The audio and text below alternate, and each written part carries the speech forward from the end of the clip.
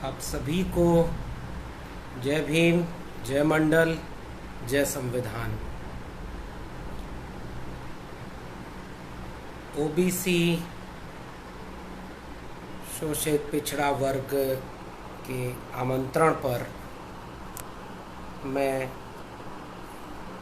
लक्ष्मण यादव आप सभी का स्वागत करता हूं और उम्मीद करता हूं कि आज जब पूरी दुनिया एक वैश्विक महामारी में संघर्ष कर रही है अपने को बचाने के लिए, तो आप सभी उसमें सुरक्षित होंगे, स्वस्थ होंगे, मैं इसकी कामना करता हूँ। मैं दिल्ली विश्वविद्यालय के जाकिर हुसैन कॉलेज में पिछले 10 साल से पढ़ा रहा हूँ और उत्तर प्रदेश के एक पिछड़ी जाति से ताल्लुक़ रखता हूँ। ये मेरी सामाजिक पहचान है। दिल्ली विश्वविद्यालय और उसके पहले इलाहाबाद विश्वविद्यालय में पढ़ाई करने के दरमियान और पिछले कुछ सालों में अपने सड़क के किताबों के अनुभव के बाद सड़क के अनुभवों के आधार पर जो समझ बनी सामाजिक न्याय को लेकर, जो समझ बनी इस देश के चलने की वास्तविक हालात और कैसा इस देश को बनना था, इन दोनों के बीच कितनी खाई है, इसको लेकर तो आज मैं उन्हीं में से एक हिस्से को अपने विषय के रूप में चुन करके आपसे बातचीत करने आया हूं। जब हम सामाजिक न्याय की वैचारिकी पर बात करते हैं, सामाजिक न्याय को एक विचार के तौर पर देखते हैं, तो मेरा मानना है कि भारत जैसे देश में सामाजिक, आर्थिक, लैंगिक और हर तरह के भेदभाव के खिलाफ जाकर एक समतावादी, न्यायवादी, संविधान परक देश बनाने की जो संकल्पना है, मैं उसे सामाजिक न्याय की संकल्पना के भीतर समाहित मानता हूं। और इसलिए जब मेरी नज़र में सामाजिक न्याय शब्द सामने आता है, तो वह इस देश को एक मुकम्मल मुल्क बनाने के लिए जो आइडिया ऑफ इंडिया है, जैसा इस देश को होना चाहिए वैसा बनाने का एक मुकम्मल विचार है सामाजिक न्याय। तो उस पूरी वैचारिकी पर इस देश की विडंबना ये है कि जैसी बहसें होनी चाहिए थी वो बहसें नहीं हुई। आज़ादी के पहले एक ख्वाब देखा गया कि अगर हम इस साम्राज्यवादी ताकत से लड़ेंगे तो जो एक नया भारत बनाएंगे, वह नया भारत लोकतांत्रिक और संसदीय प्रक्रिया के तहत सबके लिए बराबरी का भारत होगा। वहां किसी के साथ जाति को लेकर, वर्ग को लेकर, लैंगिक या आर्थिक भेदभाव या गैर बराबरी नहीं की जाएगी। और ऐसे में जो जिम्मेदारी थी उस नए भारत के बनाने की, जो आइडिया ऑफ इंडिया को हकीकत में उतारने की जिम्मेदारी थी, वो यहाँ के सत्ता प्रतिष्ठानों की थी। और उन सत्ता प्रतिष्ठानों में एक सबसे प्रमुख सत्ता प्रतिष्ठान है उच्च शिक्षा। तो आज जिस विषय पर मुझे आमंत्रित किया गया है बोलने के लिए, मैं उस विषय के शुरुआत में यह स्पष्ट कर देना चाहता हूं कि सामाजिक न्याय एक बहुत विस्तृत विचारधारा है, वैचारिकी है, और इस विचारधारा का एक छोटा सा हिस्सा है आरक्षण। इस विचारधारा का प्रभावित होने वाला एक हिस्सा है ओबीसी। तो मेरा विषय चूंकि आज का है मंडल कमीशन और उच्च शिक्षा, तो इस विषय का दायरा चूंकि छोटा हमने इसलिए चुना है क्योंकि सामाजिक न्याय एक बहुत बड़ी संकल्पना है। हर तरह की गैर बराबरी के खिलाफ एक बराबरी पर आधारित समाज बनाना सामाजिक न्याय है। तो हम देखें कि जो नया भारत बन रहा था, जो आइडिया ऑफ इंडिया को रियल में जमीन पर उतारे जाने की शुरुआत होनी थी, उसमें उच्च शिक्षा क्या भूमिका निभाती है। तो मैं अपनी बातचीत की शुरुआत उच्च शिक्षा के लिटमस टेस्ट से, उच्च शिक्षा के जरिए शुरू करूंगा और उसे फिर मंडल कमीशन की रिपोर्ट से जोड़ करके यह देखने की कोशिश करेंगे हम कि आज हालात कहां तक पहुंचे हैं और हम आने वाले दिनों में जिस हालात में आज हैं कैसे उससे समझें और आने वाले दिनों में आने वाली पीढ़ियों के लिए हम एक बेहतर हालात मुहैया करा सकें।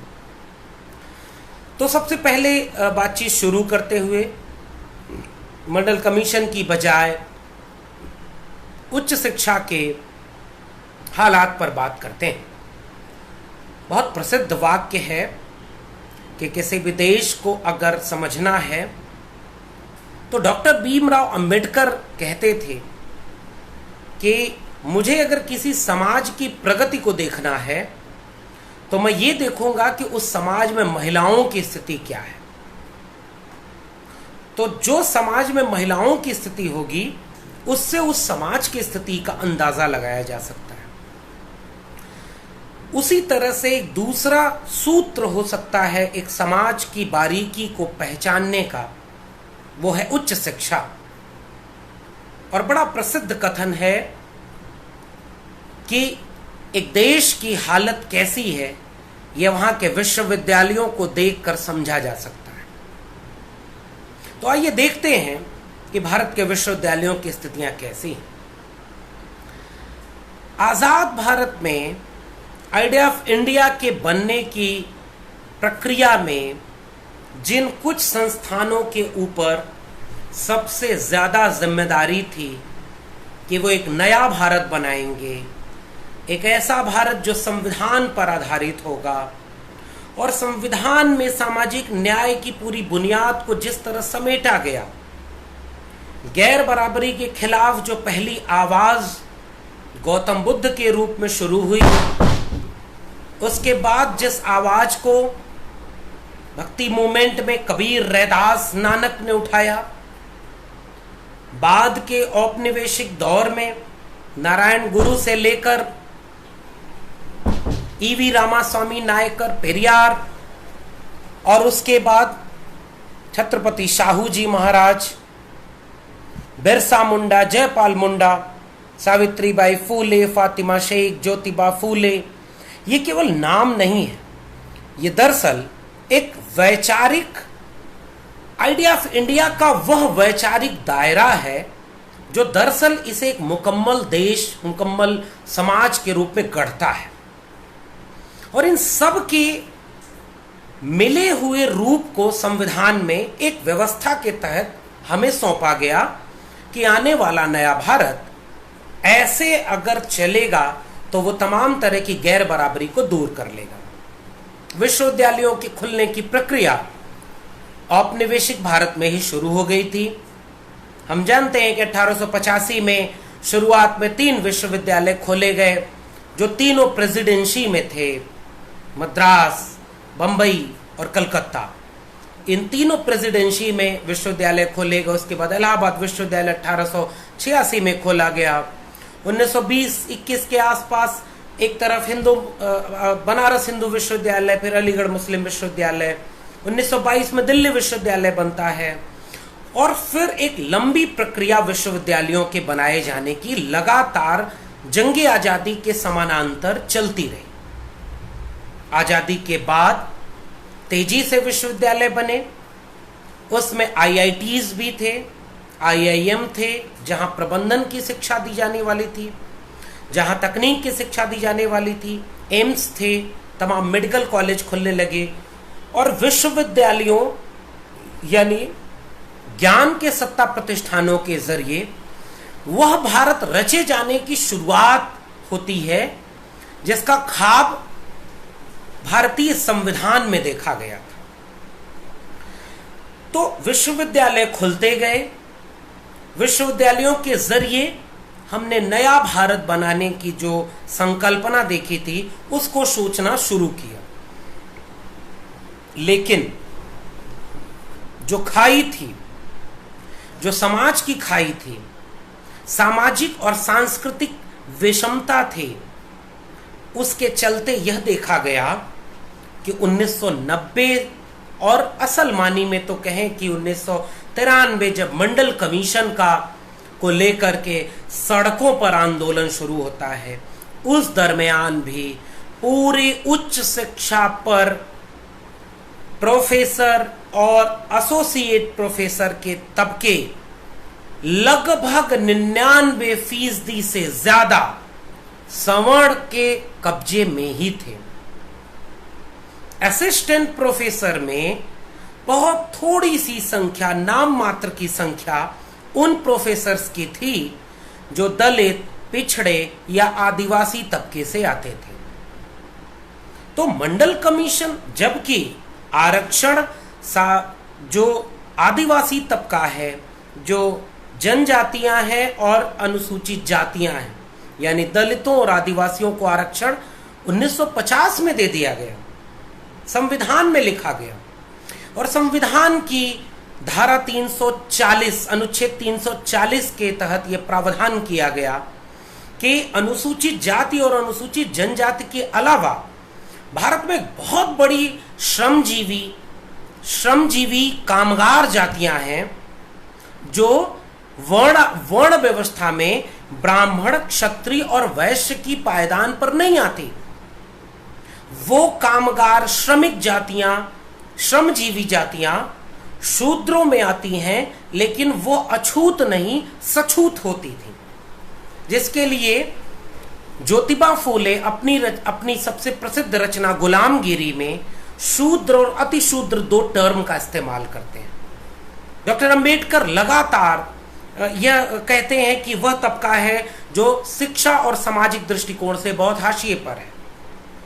तो इस लिहाज से 340 अनुच्छेद में यह तय किया गया कि पिछड़े वर्ग को लेकर के उनके हक हुकूक को संरक्षित करने के लिए पिछड़ा वर्ग आयोग बनाया जा सकता है, जिसमें पहला पिछड़ा वर्ग आयोग का कालेलकर कमेटी के रूप में बना, जिसकी रिपोर्ट इतनी दिक्कत तलब थी कि चंद्रिका प्रसाद जिज्ञासु, उत्तर प्रदेश के रहने वाले थे, आजादी के ठीक बाद लोहिया से उनका पत्र व्यवहार होता था, उन्होंने एक एक क्लॉज को लेकर के पिछड़ा वर्ग आयोग के काका कालेलकर कमेटी की धज्जियां उड़ाई और उन्होंने कहा कि यह बहुत दिक्कत तलब है।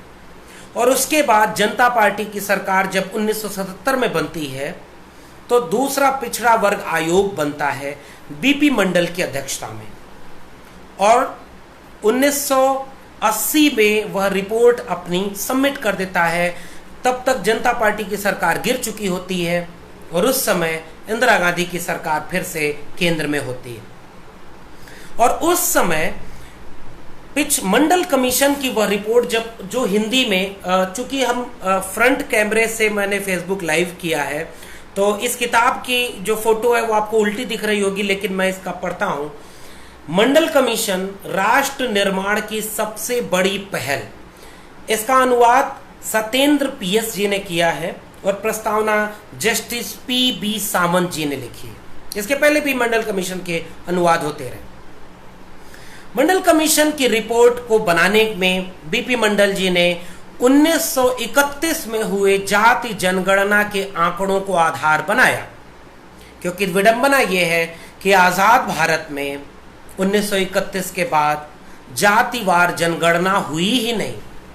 तो हमारे पास आंकड़े नहीं थे कि वे कौन सी जातियां हैं, उनकी संख्या कितनी है, जो ब्राह्मण क्षत्रिय वैश्य यानी जो द्विज तबका है उसमें नहीं आते और अछूत तबके में नहीं आते, अस्पृश्य में नहीं आते, यानी वो बीच का वर्ग कितना है, जिसे कामगार जातियां कह सकते हैं, श्रमिक जातियां कह सकते हैं, नाई, कुम्हार, लुहार, बढ़ई, मोची और किसान जातियां, कुर्मी, कोयरी, और उत्तर भारत में देखते हैं तो यादव, दक्षिण भारत में अलग अलग जातियों में वो रेड्डी और अलग अलग जातियों में उनकी संख्या बिखरी पड़ी है।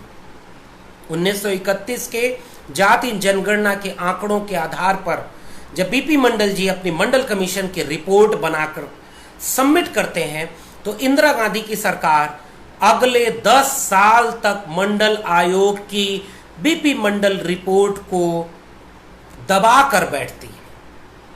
और उसके बाद जब बीपी सिंह की सरकार संयुक्त मोर्चा की बनती है तो 90 के आसपास कई काम महत्वपूर्ण होते हैं, जिनमें से एक हम देखते हैं सामाजिक न्याय सोशल जस्टिस डिपार्टमेंट बनता है, जिसमें मधु दंडवते, रामविलास पासवान, शरद यादव, मधु लिमये, तमाम लोग इसमें भागीदार होते हैं। जिस कमेटी की रिकमेंडेशन में right to education, right to information, right to food, right to health जैसे बहुत क्रांतिकारी सुझाव रखे जाते हैं, और उसी समय बीपी मंडल रिपोर्ट को लागू करने के लिए वीपी सिंह सरकार मंडल कमीशन की रिपोर्ट को लागू करती है। तो मंडल कमीशन की रिपोर्ट के लागू होते ही पूरे देश में आंदोलन शुरू हो जाता है, और इस देश की हकीकत को समझने के लिए इस बात को समझना बहुत आसान है, ये कोई रॉकेट साइंस नहीं है कि कल्पना करें कि जिस मंडल कमीशन की रिपोर्ट में माना यह गया कि औसतन 52 से 54% आबादी उन पिछड़े वर्गों की है जो कामगार जातियां हैं, जो श्रमिक जातियां हैं, जो श्रमजीवी जातियां हैं, जिनको अछूत होने की वंचना तो नहीं झेलनी पड़ी, लेकिन सामाजिक और शैक्षणिक आधार पर पिछड़ापन इतना ज्यादा झेलना पड़ा कि ये लगभग 53-54% आबादी अपनी भारत की 54-55% यानी आधी आबादी से अधिक का यह तबका सामाजिक और शैक्षणिक तौर पर इस देश के चलाने में, इस देश के सत्ता प्रतिष्ठानों में, इस देश के संसाधनों में, इस देश के अवसरों में 5% से भी कम है। और इसलिए इन्होंने कहा कि अभी चूंकि 50% रिजर्वेशन का टॉप बार लगा हुआ है, इसलिए इनको इनकी आबादी के मुताबिक आरक्षण नहीं तो उसके आधा आरक्षण दिया गया, यानी 27% आरक्षण लागू किया गया। तो जिस बात को मैं कह रहा था कि यह देश चल कैसे रहा है, इसे हमें समझने की जरूरत है कि इसी देश के नागरिक, इसी देश के श्रमजीवी, कामगार, लुहार, बढ़ई, कुर्मी, कोयरी, किसान, तमाम जातियां, 2600 से अधिक जातियां जो इस देश के चलाने में कहीं है ही नहीं, जब उनको आरक्षण देने की बात कही गई तो इस देश में आग लग गई और इस देश में लगातार आंदोलन हुए और मंडल के खिलाफ कमंडल का आंदोलन शुरू हुआ। पूरे देश में यह कहा गया कि नहीं, जातियों में मत बंटो, आप लोग हिंदू बनो, हिंदू होने पर गर्व करो। तो सवाल मेरा यह है कि जब तक मंडल कमीशन की रिपोर्ट लागू नहीं हुई थी तब तक 1950 से लेकर के 1990 यानी 4 दशक तक इस देश में आधी से ज्यादा आबादी न सत्ता में है, न संसाधनों में हिस्सेदारी है उसकी, न नौकरियों में है, न देश चलाने के तमाम प्रतिष्ठानों में है। ये देश कौन चला रहा था? और फिर इसका विरोध कौन लोग कर रहे थे कि नहीं, इनको हिस्सेदारी नहीं मिलनी चाहिए। यह इस देश को आज समझने की जरूरत है। अब आते हैं, इस मंडल कमीशन की रिपोर्ट लागू हुई, इसको मुकदमा किया गया और हम बहुत प्रसिद्ध केस के बारे में जानते हैं। पंजाब राज्य फिर भारत सरकार था,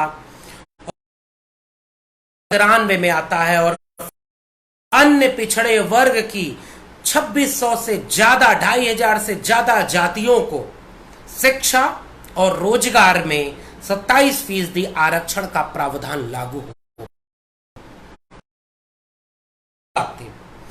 तो अभी भी मंडल कमीशन की रिपोर्ट लागू होने के बाद दलितों और आदिवासियों को उच्च शिक्षा में 26 जनवरी 1950 को मिल जाना चाहिए था, वह आरक्षण उच्च शिक्षा में जो एससी और एसटी कब तबके को मिलता है वह 1997 में जाकर मिलता है। और अन्य पिछड़े वर्ग को जो आरक्षण 1950 में ही मिलना था, कमीशन बनाने में हमने देरी की, कमीशन बन गया दूसरा मंडल कमीशन, तो उसको रिपोर्ट लागू कराने में दिक्कत की, देरी की। हमारी शायद कोई अवचेतन की ग्रंथि, हमारा किसी तरह का जातिवादी वर्चस्व न्यायप्रिय नहीं था, वो अवैध कब्जा किए हुए था दलित, पिछड़े, आदिवासी तबके के सत्ता, संसाधन और हिस्सेदारी पर। 85% जनता के सत्ता, संसाधन और हिस्सेदारी पर 15% लोगों का कब्जा था। तो 15% लोग कभी नहीं चाहते थे कि यह हम अवैध कब्जा छोड़ें और जिसको जितना हक है उसे दिया जाए। तो इसका विरोध किया गया और इसी विरोध के चलते उच्च शिक्षा में एससी और एसटी आरक्षण 3 जून 1997 को लागू हो पाता है। और ओबीसी आरक्षण, जिसे मंडल पार्ट 2 कहते हैं, मंडल पार्ट 1 के तहत 1993 में इंदिरा साहनी जजमेंट के तहत भी उच्च शिक्षा में आरक्षण का प्रावधान लागू नहीं हुआ। यानी अन्य पिछड़े वर्ग को उच्च शिक्षा में आरक्षण मंडल कमीशन की रिपोर्ट लागू हो जाने के बाद भी नहीं दिया गया। क्यों? क्योंकि एक छद्म तर्क भारतीय सवर्ण, ब्राह्मणवादी, मनुवादी, बुद्धिजीवी इनके जहन में भरा हुआ था कि यह सुपर स्पेशियलिटी जोन है, यानी आरक्षण से आए हुए लोग कम काबिल होते हैं, कम मेरिट होती है इनकी, ये अयोग्य लोग होते हैं। इसलिए जो सबसे ज्यादा उच्च तबका है, जहां से देश चलता है, जहां से शिक्षा मिलती है, सुपर स्पेशियलिटी जोन, इसे आरक्षण लागू करेंगे तो क्वालिटी कंप्रोमाइज होगा। ये कुंठा थी, इसका कोई ठोस तार्किक आधार नहीं है।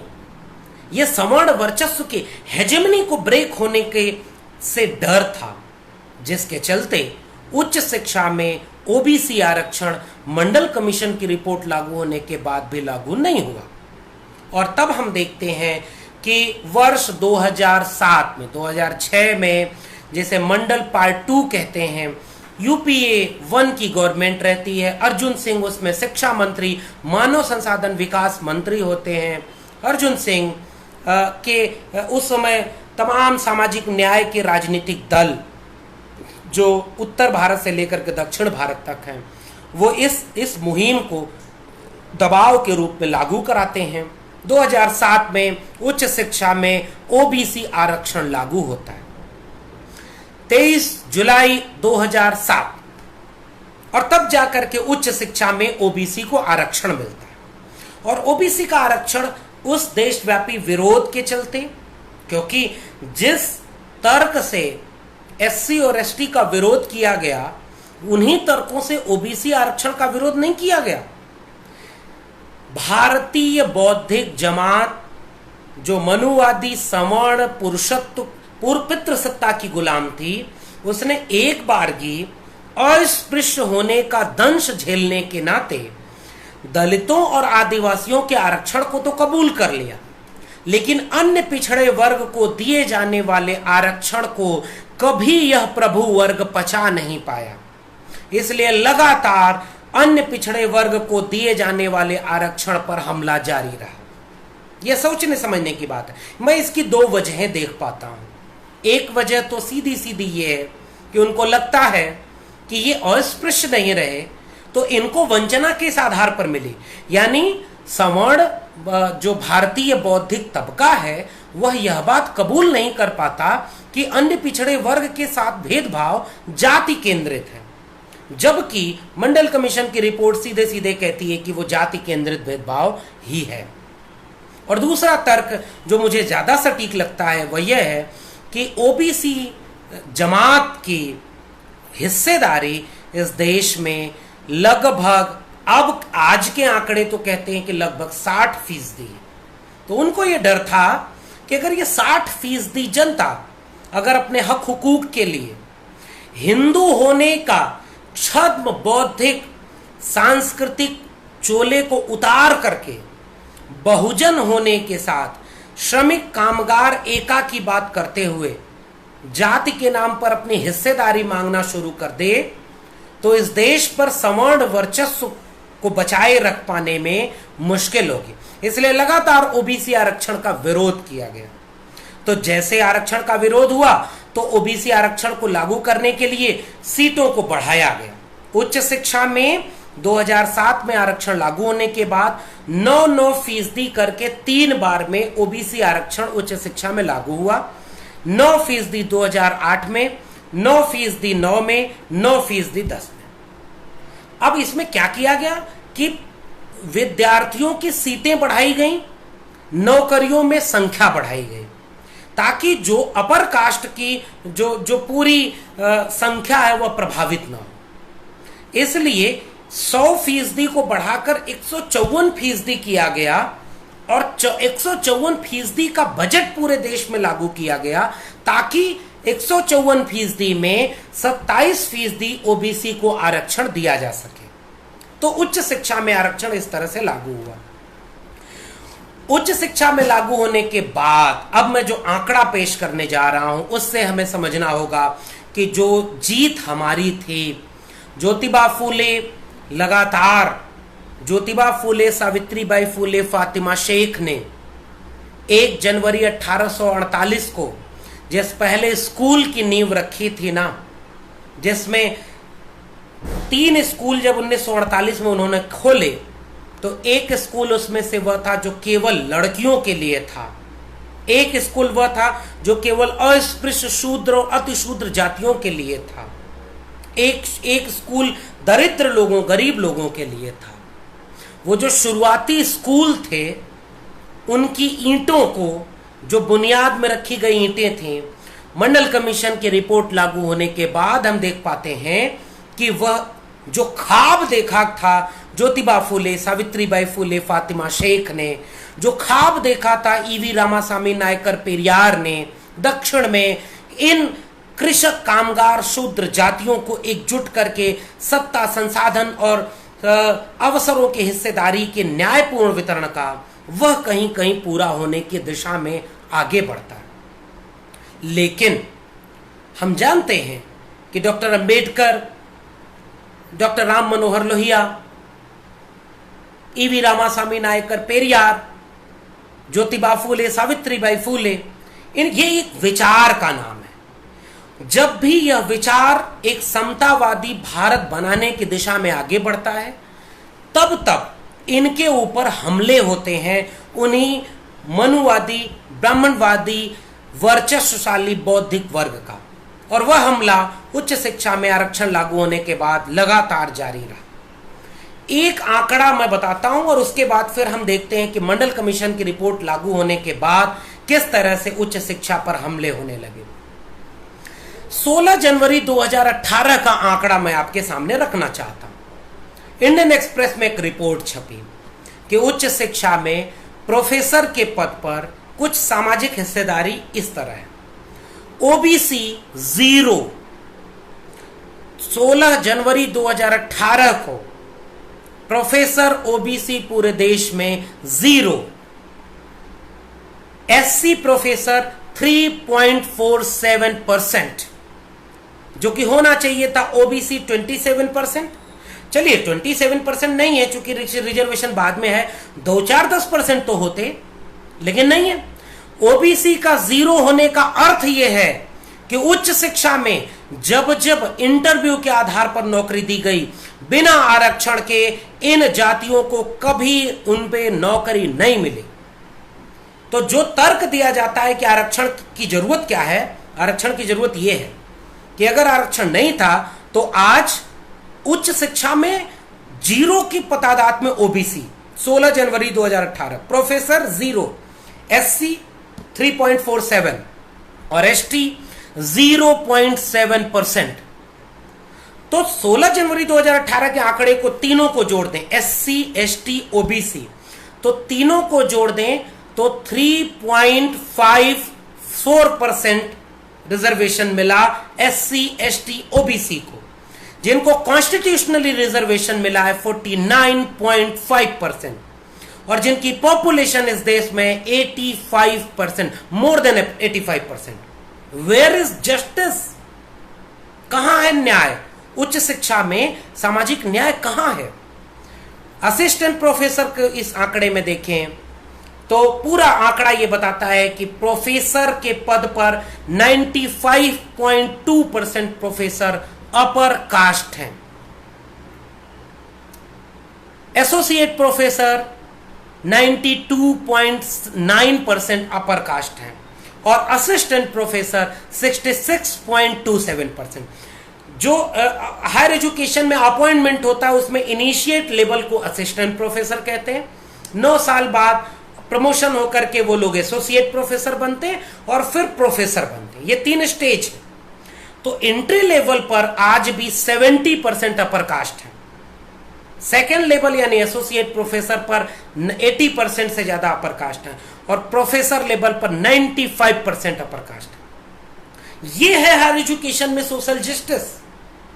इसलिए सवाल यह बनता है कि मंडल कमीशन की रिपोर्ट अगर लागू नहीं होती तो उच्च शिक्षा में सामाजिक हिस्सेदारी तो है ही नहीं। अब एक सवाल मेरा यहां आपसे है, क्या एक देश मुकम्मल बन सकता है जब वहां विद्यार्थी के रूप में दलित, पिछड़े, आदिवासी जो तबके के लोग हैं वो एडमिशन ही न ले पाए? पूरे देश में आज भी पूरी आबादी का 3% से कम पॉपुलेशन ही हायर एजुकेशन में आ पाती है। ओनली लेस देन 3%, 3% से कम लोग उच्च शिक्षा में आ पाए। और उन 3% में आप कल्पना करिए कि एससी, एसटी, ओबीसी कितने परसेंट है? उस 3% का 90% अपर कास्ट है। तो पहली बार 90 के बाद दलित, पिछड़े, आदिवासी उच्च शिक्षा में आने लगे और मंडल कमीशन की रिपोर्ट के लागू होने के बाद, जो मंडल कमीशन की रिपोर्ट लागू हो जानी थी 93 में उच्च शिक्षा में, वो लागू हुई 2007 में और उसके बाद ये सारा प्रक्रिया एससी, एसटी की लागू हुई 1997 में और तब जाकर के इनका प्रतिशत थोड़ा थोड़ा बढ़ा। अब एक दूसरे एंगल पर हम आते हैं। कल्पना करिए कि जब आपने कबूल कर लिया कि उच्च शिक्षा में आरक्षण नहीं मिला तो इन तबकों की हिस्सेदारी नहीं हुई, इसलिए आरक्षण देना जरूरी और आपने आरक्षण दिया। तो इन 50 सालों में ओबीसी का आरक्षण तो 2007 में मिला उच्च शिक्षा में, तो 50 साल और ये 7 साल 57 साल में जितने लोगों का अपॉइंटमेंट हुआ उनमें बैकलॉग मिलना चाहिए था कि नहीं? अगर आप मान ले कि चलिए ओबीसी में मंडल कमीशन की रिपोर्ट 93 में लागू होती है तो 93 से 2007 तक का बैकलॉग ओबीसी को मिलना चाहिए था कि नहीं? एससी, एसटी को 1950 में रिजर्वेशन मिलना था, वो रिजर्वेशन मिला 1997 में, तो 47 ईयर का बैकलॉग मिलना चाहिए था कि नहीं? आपको जान के आश्चर्य होगा कि इन जगहों पर जब आपने हकमारी की इनकी कोई बैकलॉग नहीं दिया गया है, यानी अभी भी जस्टिस आपको मिला नहीं है। जो रिजर्वेशन बैकलॉग के जरिए मिलना था वो बैकलॉग खत्म कर दिया गया, जो कि सोशल जस्टिस के कॉन्सेप्ट की हत्या है। दूसरा कॉन्सेप्ट होता है शॉर्टफॉल का। मसलन मैं आपसे एक उदाहरण की तरह समझाना चाहता हूं। मान लीजिए मेरे विद्यालय में 100 लोग पढ़ाते हैं और 2007 के समय जब आरक्षण लागू हो गया तो अब ये तय हो गया कि 200 पॉइंट रोस्टर बनेगा। रोस्टर का खेल है, अब मैं उस पर आता हूं, रोस्टर किस तरह से बना करके वो हायर एजुकेशन में सोशल जस्टिस की हत्या की गई।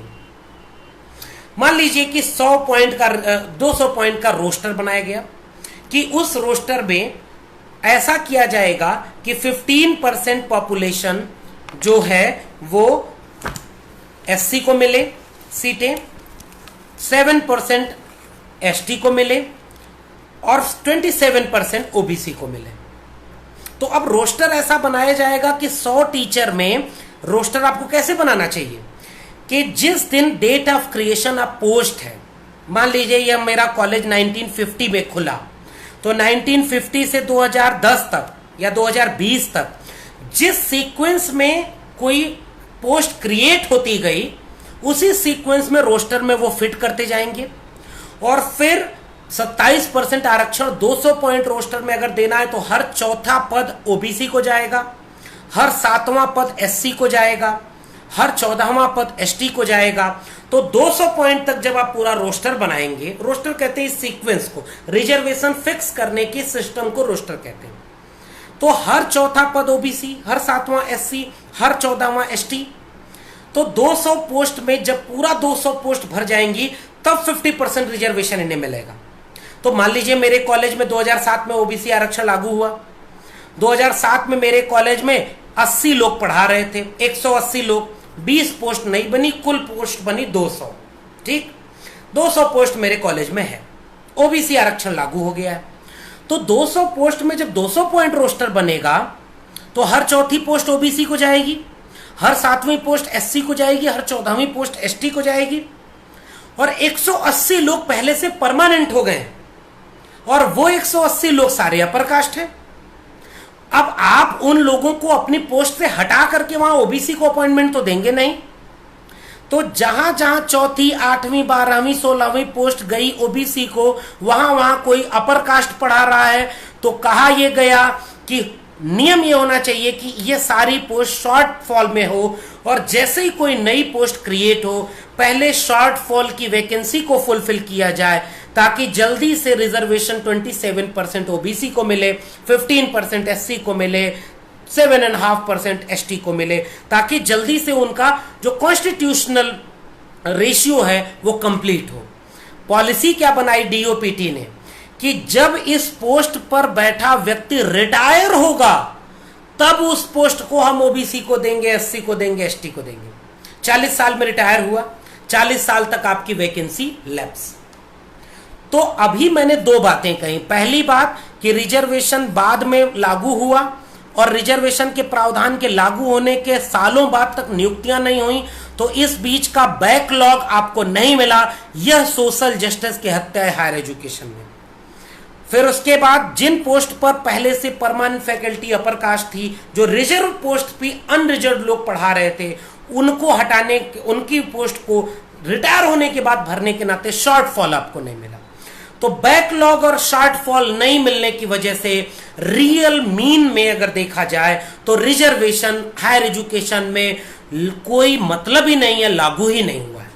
हम बहुत नाम मात्र का लिए हुए हैं और इसलिए यह रिजर्वेशन के साथ छेड़छाड़ और हमला किया जाता है। बावजूद इसके जब आरक्षण लागू हुआ 5 मार्च 2000, पहले तो आरक्षण लागू होने के लिए रोस्टर में धांधली, हर जगह प्रकाश के लोग भरते हैं, वो इंटरव्यू में भेदभाव करते हैं, इंटरव्यू में नंबर कम देते हैं, दलित, पिछड़े, आदिवासियों को इंटरव्यू में ही बाहर कर देते हैं, जाति पूछ करके तुरंत ये मान लेते हैं कि आपके पास तो मेरिट नहीं होगी, आप तो मजदूर। मैं इलाहाबाद विश्वविद्यालय का टॉपर रहा हूं और मैंने जब विश्वविद्यालय टॉप किया तो मेरे प्रोफेसर ने कहा कि ये अहिर लोग गाय भैंस चराना छोड़ करके विश्वविद्यालय टॉप करने लगे। तो ये कुंठा जो जहन में भरी है वो हायर एजुकेशन में कास्ट लिस्ट बनाने के लिए मेरिट का इम्तिहान नहीं लेती। तो सबसे ज्यादा मेरिट के साथ छेड़छाड़ हायर एजुकेशन में होती है। फिर भी रिजर्वेशन बन गया, रोस्टर बन गया। पिछले साल 5 मार्च 2018 को इस 200 पॉइंट रोस्टर यानी college as a unit, university as a unit को चेंज करके डिपार्टमेंट एज ए यूनिट को बना दिया गया। यानी डिपार्टमेंट के हिसाब से रोस्टर बनेगा और शुरुआत के सारे पद अनरिजर्व को जाएंगे, तो इसे 13 पॉइंट रोस्टर कहा गया। हमने इसके खिलाफ पूरे देश में आंदोलन किया। कि 13 पॉइंट रोस्टर से तो कभी एसटी कम्युनिटी के मौके ही नहीं आएंगे, और ओबीसी और एससी के लिए रिजर्वेशन कभी 500,000 साल में भी पूरा नहीं होगा। पूरे देश में साल भर आंदोलन चला। 7 मार्च 2019 को फिर से 200 पॉइंट रोस्टर को रीस्टोर किया गया। अगर आप आंदोलन न करते तो मंडल कमीशन लागू न होता, अगर आप आंदोलन न करते तो 200 पॉइंट रोस्टर लागू नहीं होता। अब हायर एजुकेशन पर सबसे बड़ा खतरा ये आ गया है कि जब उनको लगता है कि ये ओबीसी एससी एसटी बहुत जाग गए हैं, और उसमें भी ओबीसी की पहली जमात जब इस विश्वविद्यालयों में आई है तो उन्होंने विश्वविद्यालय के कल्चर को बदल दिया। तब उन्होंने किया कि पब्लिक फंडेड कैरेक्टर को ही चेंज कर दिया जाए और पूरे विश्वविद्यालयों को, उच्च शिक्षा को निजी हाथों में बेच दिया जाए। यानी दिल्ली विश्वविद्यालय, जेएनयू, हैदराबाद, वर्धा विश्वविद्यालय, बीएचयू, जादवपुर और अलीगढ़ मुस्लिम विश्वविद्यालय, जामिया मिलिया इस्लामिया, महात्मा गांधी अंतरराष्ट्रीय विश्वविद्यालय, मुंबई विश्वविद्यालय, पुणे विश्वविद्यालय, जो पब्लिक फंडेड हायर एजुकेशन है।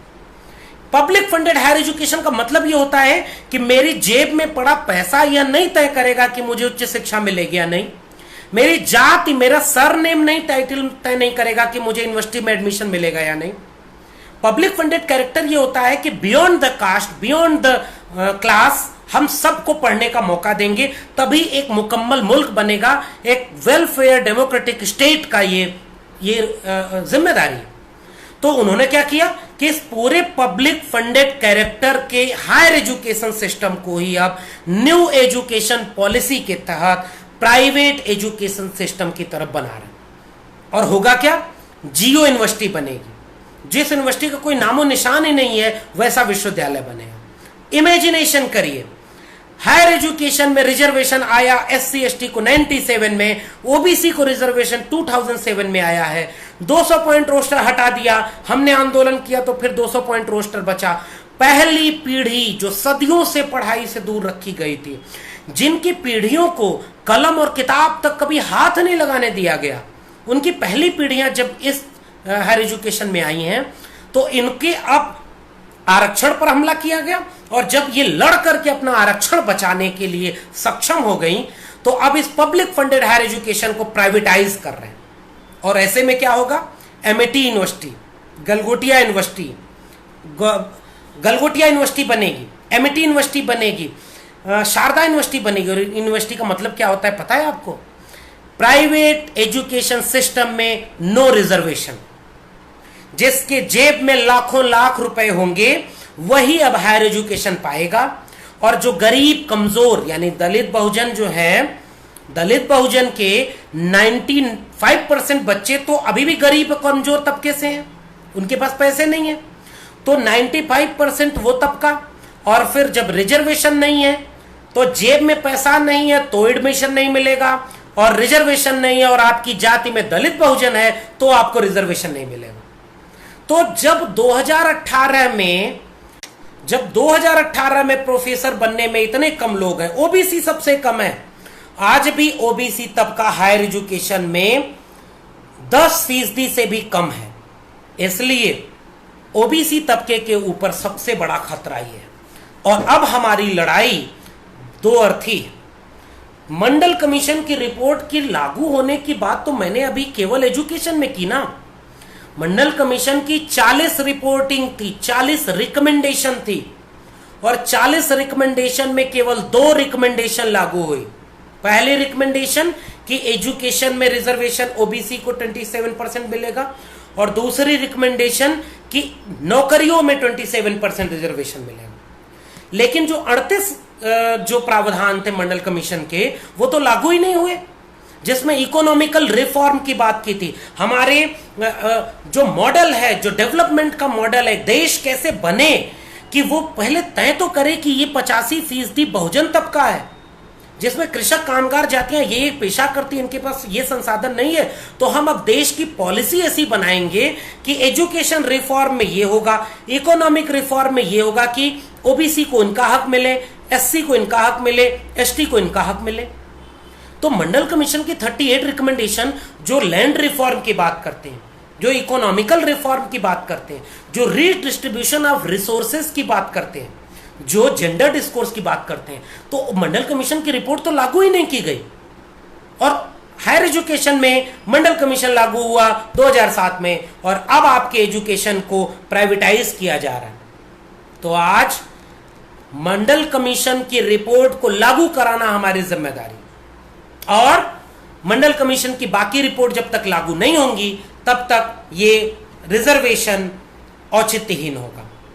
रिजर्वेशन एक ऐसा टूल है जिसके नाम पर दलित बहुजन के ऊपर सबसे ज्यादा हमले किए गए, सबसे ज्यादा उनके ऊपर उनको दुष्प्रचारित किया गया, उनको बदनाम किया गया, लेकिन जो हक था वो मिला भी नहीं। और उसका एक एग्जांपल मैं दे रहा हूं, मंडल कमीशन की रिपोर्ट के ओनली 2 रिकमेंडेशन ही अप्लाई हुए, 38 रिकमेंडेशन आज भी बचे हुए हैं। आज जाके आप पढ़िएगा, वक्त कम है इसलिए मैं उनको डिटेल में नहीं बता पा रहा हूं। मंडल कमीशन की रिपोर्ट लागू ही नहीं हुई, सारी बदनामी ओबीसी के ऊपर है कि ये लोग तो रिजर्वेशन से आते हैं। वैसे ही हायर एजुकेशन में पहली पीढ़ी है वो अभी हायर एजुकेशन में आ रही है, और उसी समय आपका रिजर्वेशन आपसे छीना जा रहा है, और आपकी पूरी प्राइवेटाइजेशन की पॉलिसी जो है, हायर एजुकेशन को प्राइवेट हाथों में बेचे जाने की पॉलिसी आपके हाथ से उच्च शिक्षा को छीन लेगी। इसलिए उच्च शिक्षा को बचाने के लिए अब आपको 2 स्तर पर लड़ाई लड़नी होगी। सोशल जस्टिस को बचाना है तो एजुकेशन को बचाना होगा, और एजुकेशन को बचाना है तो पब्लिक फंडेड कैरेक्टर को बचाना होगा। राज्य अपनी जिम्मेदारी तय करे तब उच्च शिक्षा को हम बचा पाएंगे, और उच्च शिक्षा में मंडल कमीशन की रिपोर्ट लागू हो, सबको फिक्स्ड हो, और तब हम कहते हैं जिसकी जितनी संख्या भारी उसकी उतनी जिम्मेदारी। हर एक व्यक्ति को जिसका जितना हक हुकूक है, सत्ता में, संसाधन में, अवसरों में, उनको बराबर का हक मिले। तब जो आइडिया ऑफ इंडिया है फूले पेरियार अंबेडकर का, सावित्रीबाई फूले फातिमा शेख का, जो आइडिया ऑफ इंडिया है रामस्वरूप वर्मा जगदेव प्रसाद कुशवाहा का, जो आइडिया ऑफ इंडिया है छत्रपति शाहू जी महाराज का, जो आइडिया ऑफ इंडिया है पेरियार का, जो आइडिया ऑफ इंडिया है डॉक्टर भीमराव अंबेडकर का, वो आइडिया ऑफ इंडिया रियल मानी में बदलेगा। हम अगर अपने लोगों को एजुकेट नहीं कर पाएंगे तो हम कल्चरल हेजिमनी को ब्रेक नहीं कर पाएंगे, और अगर एजुकेशन में हायर एजुकेशन हमारे हाथ से निकल गई तो फिर हमारे पास कुछ बचेगा नहीं। तो मुझे आज इतनी बातें करनी थी। मैं एक बार कोशिश करता हूं कि आप लोगों के सवालों पर कुछ बातचीत हो जाए। संजय जी बहुत शुक्रिया आपको कि आपने मुझे आमंत्रित किया इस फोरम पर बात रखने के लिए। धर्मेंद्र जी बहुत शुक्रिया। मैं कोशिश करता हूं कि अगर आपके कोई सवाल हो तो मैं थोड़ी बात उस पर भी कर लूं।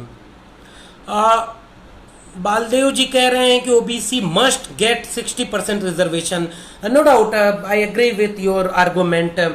इसीलिए हम कहते हैं कास्ट को लेकर के जो जाति जनगणना है वो काम होना चाहिए।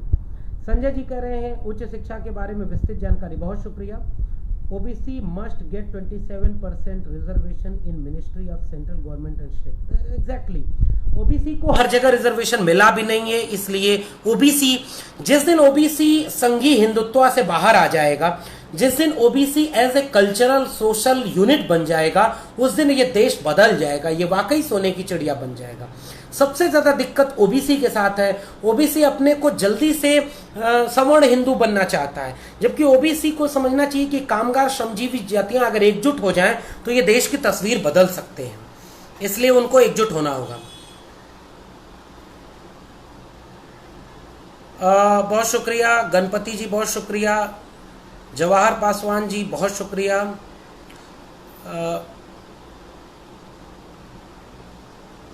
बालदेव जी बहुजन यूनिटी सफरिंग, एग्जैक्टली ठीक है। मुझे लगता है कि हाँ, गणपति जी का सवाल था कि 154% में 27% शिक्षा में क्यों। इसमें नियम ये बनाया गया था कि चूंकि विरोध बहुत हो रहे थे, जैसे अभी हम एक एग्जांपल ले लें ईडब्ल्यूएस रिजर्वेशन का। जब ईडब्ल्यूएस रिजर्वेशन लागू किया गया तो आर्गुमेंट सेंट्रल गवर्नमेंट ने क्या दिया कि हम किसी का हक नहीं मारेंगे, इसलिए जो 10% ईडब्ल्यूएस है उसके लिए 25% सीटें और 25% नौकरियां बढ़ाई गई। उसके लिए 2 साल में, 1 साल में 15% और 1 साल में 10% करके सीटें बढ़ाई गई एजुकेशन में स्टूडेंट एडमिशन की। और उसके बाद ये प्रावधान हुआ कि 20% सीटें जॉब की भी बढ़ाई जाएंगी, ताकि जो ओवरऑल रेशियो है उसमें किसी का नुकसान न हो। तो इसी तरह जब ओबीसी आरक्षण लागू हुआ था तो 27% को इस रेशियो में डिवाइड किया जाए कि जो अनरिजर्व कैटेगरी है उसमें कोई दिक्कत ना आए, तो 100 को 154 किया गया, 27% का दोगुना बढ़ाया गया और तब फिर उसको 27% किया गया। तो उसमें क्या हुआ, अनरिजर्व कैटेगरी की 50% सीटें वैसी की वैसी रहीं और उनको ये दिलासा दिलाया गया कि हम आपके साथ अन्याय नहीं कर रहे हैं, हम एडिशनल सीटें दे रहे हैं, एडिशनल जॉब दे रहे हैं और एडिशनल फंड दे रहे हैं। और मैं अभी भी कह रहा हूं, इस फोरम पर मैं एक बात और उठाना चाहूंगा कि अगर आप कोशिश कर सकते हैं तो पूरे देश में आरटीआई लगा करके एक आंकड़ा निकालिए कि ओबीसी फंड के नाम पर, ओबीसी रिजर्वेशन के फंड के नाम पर जिन जिन इंस्टीट्यूट को फंड मिला, क्या उन्होंने ओबीसी रिजर्वेशन लागू किया? हॉस्टल में ओबीसी रिजर्वेशन नहीं है। नए हॉस्टल बनाए गए, नए क्लासरूम बनाए गए, लेकिन नए टीचर का अपॉइंटमेंट नहीं किया गया, नए एडमिशन में ओबीसी रिजर्वेशन नहीं मिला। और हॉस्टल जो बने ओबीसी फंड के नाम पर, उन हॉस्टल में ओबीसी को रिजर्वेशन नहीं मिला। ये कुछ हमारी चुनौतियां जिसके लिए हमें काम करने की जरूरत है। गणपति जी 10% कितने में? मैंने कहा ना कि जो ईडब्ल्यूएस रिजर्वेशन मिला है, इसमें जैसे मैं अपने दिल्ली विश्वविद्यालय का उदाहरण ले रहा हूं, मेरे विश्वविद्यालय में पिछले साल 10% सीटें बढ़ाई गई थी और इस साल ईडब्ल्यूएस के नाम पर 15% सीटें बढ़ाई जा रही। तो ओवरऑल उन्होंने 25% बढ़ाया ताकि 10% ईडब्ल्यूएस रिजर्वेशन मिले। इसी तरह से जैसे 100 का 125 हुआ, उसी तरह से ओबीसी में 100 का 154 किया गया था। ये आंकड़े इंटरनेट पर डिटेल में उपलब्ध हैं, आप विस्तार में वहां समझ सकते हैं। तो उन 100 को 154 करके एक 27% रिजर्वेशन मिला गया। बहुत शुक्रिया। मैं उम्मीद करता हूं कि मैंने अपनी बात पूरी कर ली है। हमें अब वाकई अगर एक आधा नहीं पूरा करो, मंडल योग लागू करो, बिल्कुल ठीक बात है। मंडल कमीशन की रिपोर्ट हिंदी में आ गई है, इंग्लिश में भी है, आपको इसे जरूर पढ़ना चाहिए और इसके 38 रिकमेंडेशन जो अभी भी लागू नहीं है उनको भी लागू करने की बात करनी चाहिए। तो चलते चलते मैं बस कंक्लूजन में अपनी बात यही कहूंगा कि 70 साल बाद अगर इस देश को आगे बढ़ाना है तो सोशल जस्टिस ही एक आइडिया है जिसमें एक कंप्लीट रिवोल्यूशन है। सोशल जस्टिस की मीनिंग में जब मैं कहता हूं तो वो gender justice, economic justice and social justice, ये तीनों का एक क्लबिंग है सोशल जस्टिस। तो हम महिलाओं को बराबरी का हक देने की लड़ाई में शामिल हों, हम ओबीसी की 2500 से ज्यादा जातियों को एक साथ जोड़ने की कोशिश में शामिल हों, हम ओबीसी को एक कल्चरल सोशल यूनिट बनाएं, क्योंकि ओबीसी आज भी एक पॉलिटिकल यूनिट है। जब दुश्मन हमारे सामने होता है तब हम एक हो जाते हैं, जब दुश्मन सामने नहीं होता है तो हम फिर अलग अलग आपस में लड़ते हैं। तो क्यों? क्योंकि हमारा कल्चरली हम यूनाइटेड नहीं है। तो इस यूनिटी को बना करके हमारी लड़ाई इस देश को बनाने की है, क्योंकि हमारे पुरखों ने इस देश को बनाया है। हम ही कामगार जातियों ने, हम ही श्रमिकों ने, हम ही श्रमजीवियों ने, हमारे हाथों ने इस देश को बनाया। तो हम इन्हें क्यों किसी के हाथों बर्बाद होने दें? तो हम एजुकेशन को बचाएंगे, अपने बच्चों को पढ़ाएंगे और अपने बच्चों को स्कूल में पढ़ाने भेजिए। इसलिए प्राइमरी एजुकेशन, मिडिल एजुकेशन और हायर एजुकेशन को पब्लिक फंडेड कैरेक्टर में बचाना होगा। स्टेट रिस्पॉन्सिबिलिटी ले कि यह सबको शिक्षा मिले और उसमें कंप्लीट रिजर्वेशन लागू हो। अगर हम अपने बच्चों को, आने वाली पीढ़ियों को पब्लिक फंडेड एजुकेशन सिस्टम नहीं दे पाए जो सोशल जस्टिस वाला हो, तो आने वाली पीढ़ियां हमसे सवाल पूछेंगी कि फूले, पेरियार, अंबेडकर, राम मनोहर लोहिया, काशी राम, जगदेव बाबू रामस्वरूप वर्मा और छत्रपति शाहू जी महाराज, इनकी लड़ाइयां आपकी आंखों के सामने ध्वस्त की जा रही थी, आप कुछ नहीं कर पाए, तो हम कम से कम जवाब दे पाए कि नहीं, हम लड़ाई लड़ रहे थे और एजुकेशन को बचा रहे थे। तो एक बार फिर से इस फोरम को बहुत बहुत शुक्रिया कि आपने मुझे बोलने का मौका दिया। बहुत बहुत शुक्रिया। कमेंट कीजिएगा, हम फिर से मिलेंगे। तब तक के लिए आप सभी को जय भीम, जय मंडल, जय संविधान।